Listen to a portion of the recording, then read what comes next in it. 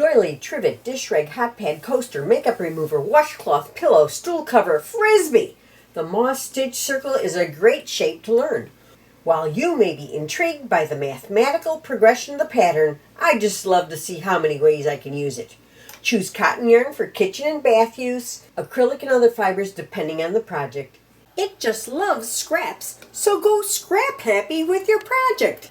The first 3 rounds set the stage for the moss stitch circle. First, start with a slip knot and chain 2. Insert your hook in the second chain from the hook. Now wrap your yarn tail around your hook so that you go into the stitch and under the yarn tail, and we're just going to work 6 single crochets into that same stitch. Now, a single crochet is worked by inserting your hook, pulling up a loop, yarning over, and pulling through both loops on the hook. So that's our 3rd. Here's our 4th, 5th, and 6th. You can leave the yarn tail at the back. Now, what we're going to do is slip stitch into the very first single crochet and then chain 1. You're going to turn your work from taking the left edge and turning it toward the right, and that sets you up to begin the next round. Now this is when we move into moss stitch. And so in the very first stitch, you're going to work a single crochet and a chain 1. The combination of the single crochet and the chain 1 is the moss stitch. So we're going to do it again. A single crochet, chain 1. That puts 2 moss stitches in that very first stitch, and we're going to do that in every single stitch. Now make sure you go under both loops of the single crochet below on this round only. So single crochet, chain 1 for the moss stitch, and another one.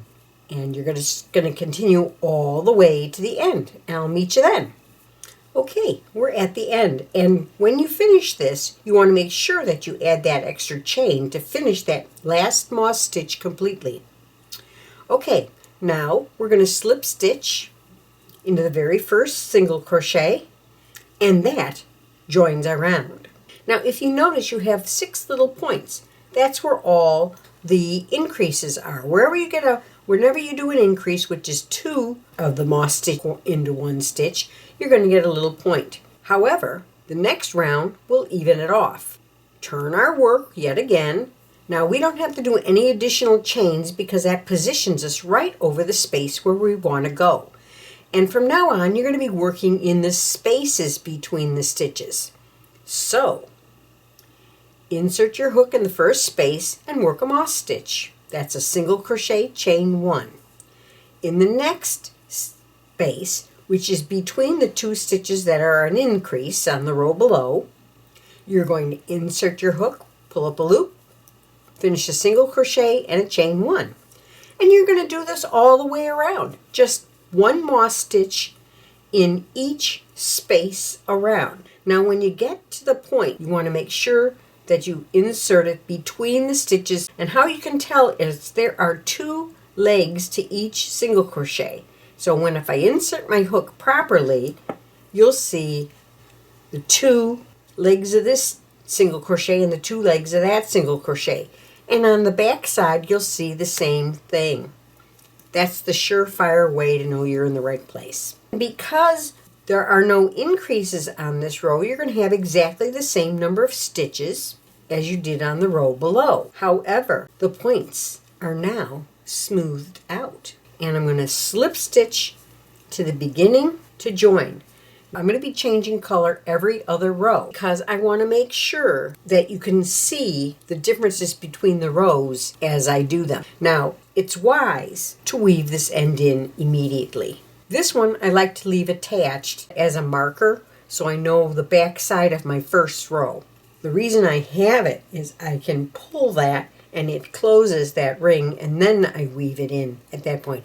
To start the next row, you have to have the wrong side of the last row facing you. If you see 2 loops at the top of the crocheting, that means the right side of the last row is facing you. So I turn it over, and you can only see really 1 loop along that top edge as it faces you. So that's how you tell. And now we can begin the next round. So now that we know that this is the back side, we're going to attach our yarn in any space. Doesn't matter. All I'm going to do to attach the yarn is pull up a loop with a double strand, chain 1, and then pull the end through.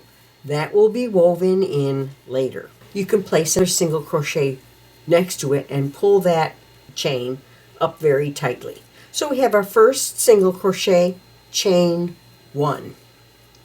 Then work a second moss stitch in the same space. In the next one, we're going to work 1 moss stitch. The next one, 2 moss stitches.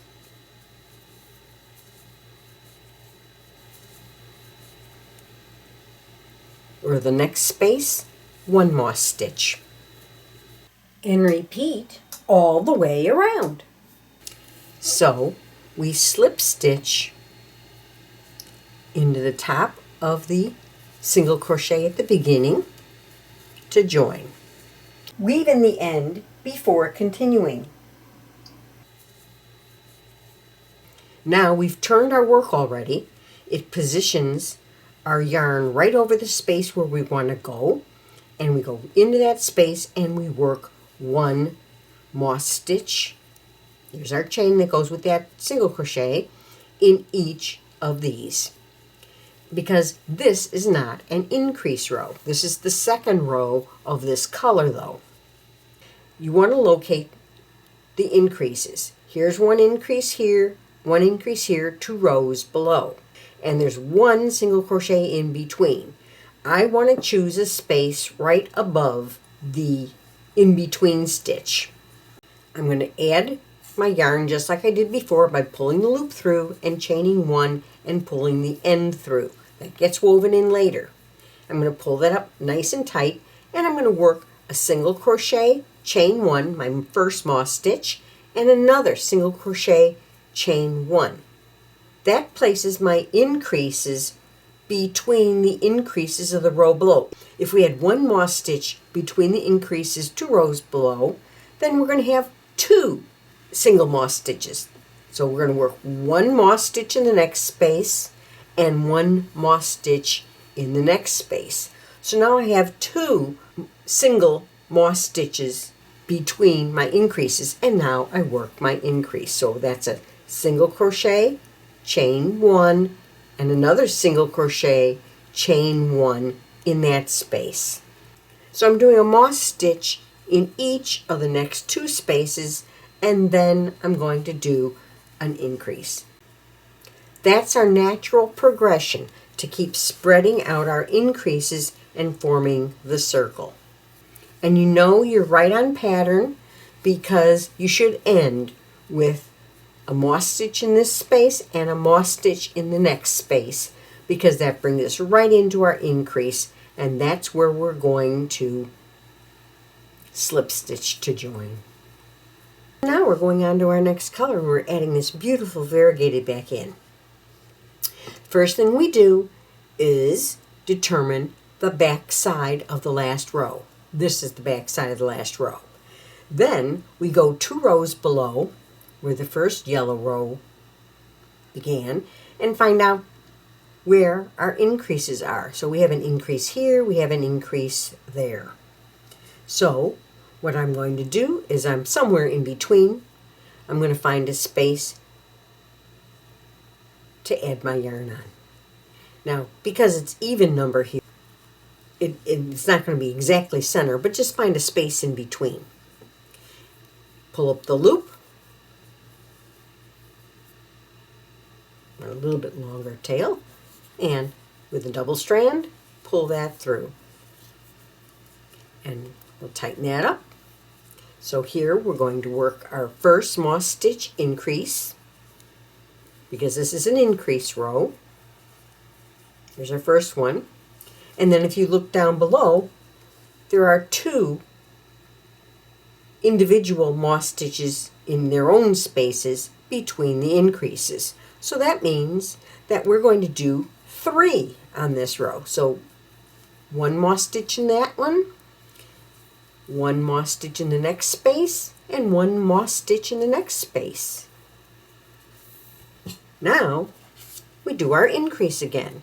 So we do 2 moss stitches in the next one. And that is the progression of the circle. And so all you have to do is repeat this. As you can see, 2 things are happening on every increase row. The circle is growing 6 stitches, and 1 more single moss stitch is placed between the spaces with the increases than on the previous increase row. Then, by working 1 row even between increase rows and staggering the increases, the points of the increases are smoothed. You can continue this pattern to grow your circle to the size you want. And that is how you crochet the moss stitch circle. I hope you enjoyed watching this video. Please take a moment to subscribe and ring the bell to receive notifications of upcoming videos and events. Happy crocheting!